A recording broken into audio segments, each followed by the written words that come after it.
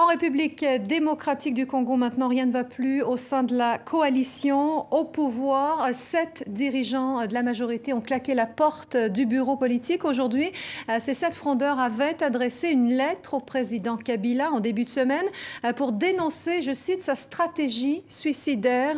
Réuni d'urgence à Kinshasa ce matin, le bureau politique a exclu ses membres. Les détails de Mehdi Medeb sur place. Le divorce est bel et bien consommé au sein de la majorité présidentielle. 2 figures importantes prennent la porte, démises de leurs fonctions cet après-midi même par le président Kabila. Il s'agit de l'un de ses plus proches conseillers, Pierre Lumbi, mais aussi du ministre du Plan, Olivier Kamitatou.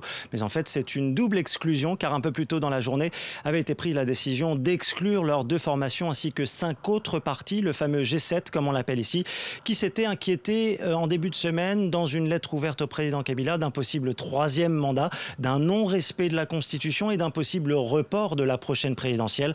Bref, c'en était trop d'après le porte-parole du gouvernement.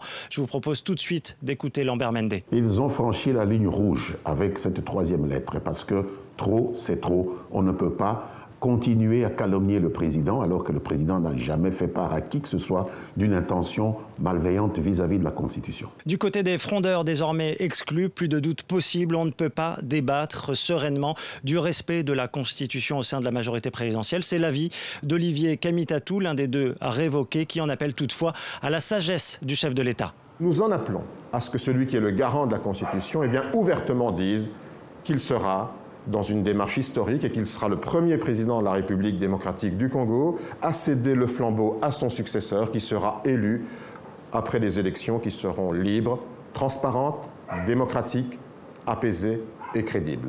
Le G7, les 7 formations exclues de la coalition au pouvoir devaient se réunir ce mercredi soir. Ce mercredi qui aura donc vu la majorité présidentielle congolaise éclater en plein vol à 14 mois maintenant de la prochaine présidentielle.